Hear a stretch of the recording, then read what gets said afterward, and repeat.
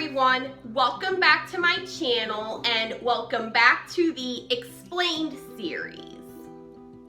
In my artist analysis series, I've talked a great deal about those artists' singles in terms of their peak position on the Billboard Hot 100, and this probably got you wondering, what exactly is the Billboard Hot 100? What determines a song's place on that chart? And of course, there's been a lot of debate as to whether or not this is a viable or even appropriate way to determine a song's success level. But ultimately, this is one of the metrics by which an artist determines their success of a particular song of theirs, as do their listeners. What other metrics for measuring media popularity would you like me to explain? Let me know in the comments down below and hit that red subscribe button and the bell so that you know when your request has been granted. Now, let's talk about what this music chart is and how it works. Since 1894, Billboard magazine has been the primary written record for performance evaluations in the music industry. In 1945, 10 years before the rise of modern rock music, Billboard's lead popularity chart was the Honor Roll of Hits. This chart ranked popular songs based on sheet sales, disc jockey, and jukebox performances as documented in Billboard's weekly survey.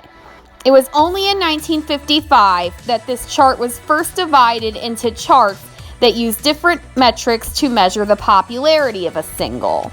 The first of these was bestsellers in stores, which was first established by Billboard in 1940. This chart ranked the 50 highest selling singles in retail stores. Although all three charts had equal quote-unquote weight in measuring the popularity of a single, this chart was the one people generally referred to in terms of a song's success. Billboard's original airplay chart was the most played by jockeys chart. As its name implies, positions on this chart were measured by reports from DJs and radio stations on the songs they played most. Hence its name, the most played in jukeboxes chart ranked the 20 most played singles in jukeboxes all across America. This chart was more popular among the youngsters of the 1950s, as many radio stations run by older folks at the time were hesitant to play rock music, a new kind of music they felt was quote-unquote satanic.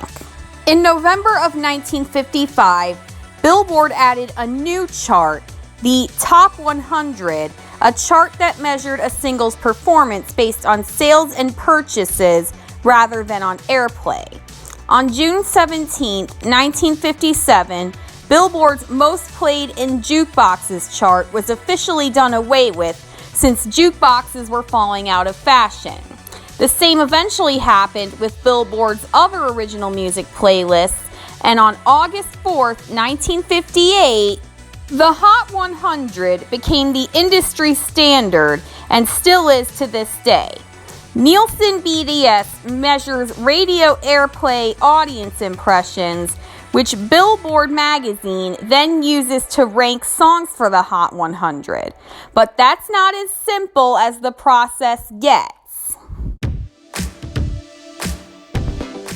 Calculation of the Billboard Hot 100 is itself determined by a series of other Billboard component charts, including Hot 100 Airplay, which monitors approximately 1,000 radio stations and ranks charts by a combination of gross audio impressions and number of times a song has been played on the radio.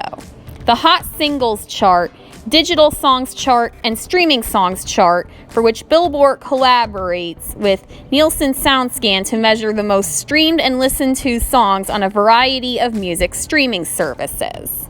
As of July 2021, a tracking week for the Billboard Hot 100 and the subcharts that contribute to it begins on a Friday and ends on a Thursday. But up to that point, the week started on a Monday and ended on a Sunday.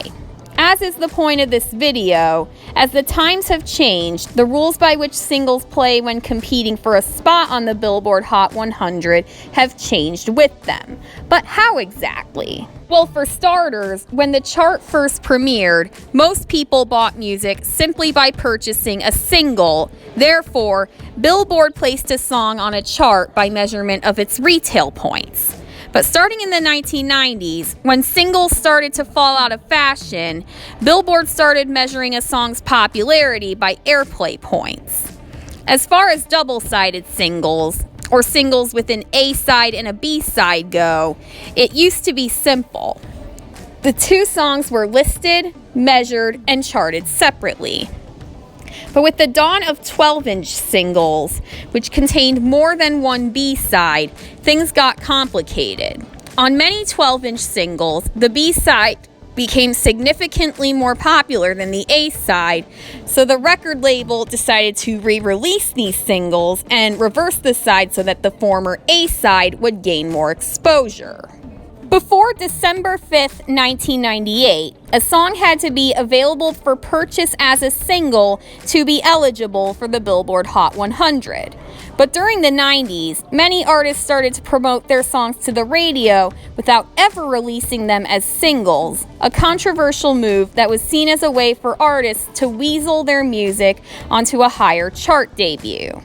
With this, the Billboard Hot 100 changed its name from a singles chart to a song chart and began accepting songs that weren't considered singles, but rather album cuts or songs from an artist's potential studio album. In the 2000s, with the dawn of iTunes, MP3, and other new forms of electronic streaming, the Billboard 100's rules had to go through yet another set of changes. Although these things had existed for quite a while, a song's data from media streaming and on-demand services wasn't considered when determining a song's place on the Billboard Hot 100 until August 11, 2007.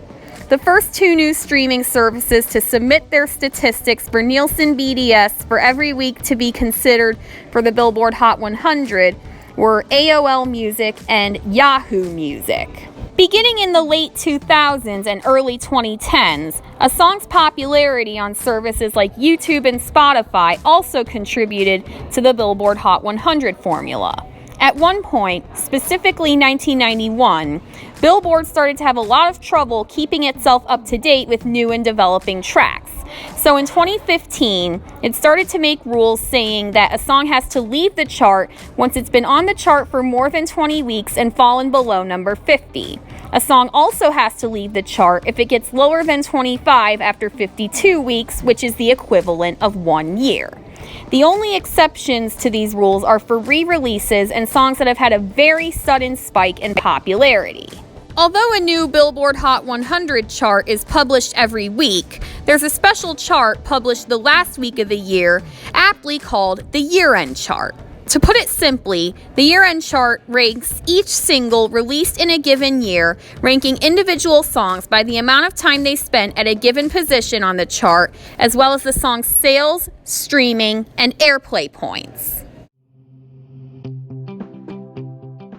The Billboard Hot 100 measures the popularity of a song by airplay impressions in America, but America's only one country among 196. Influenced by the Billboard Hot 100, other countries measure a song's popularity within that specific sovereign state with a similar chart of their own. For as long as I've known about it, I've tracked the Billboard Hot 100 to know what songs my friends were listening to and to know what new hot stuff was coming up. And I'm sure anyone who struggled or even had an easy time with keeping up with the latest music and other culture can relate. Honestly, the Billboard Hot 100 is how the general public knows about new, popular music across many different genres. These days, it seems like an artist's goal for producing music is to rank as high on the Billboard Hot 100 for as long as possible. And this isn't even to mention that the Billboard Hot 100 is, no pun intended, the #1 thing Billboard magazine is known for to date, and that magazine is 128 years old. Thank you all so much for watching. I hope this video has helped you to better understand what makes popular music so, well, popular. What I really hoped for this video was that it would help you to better understand my artist analysis videos, in which I talk about a given artist's songs in terms of their singles' respective placements on the Billboard Hot 100. What other concepts in pop culture would you like me to break down for you? Let me know in the comments down below, and I'll see you next time.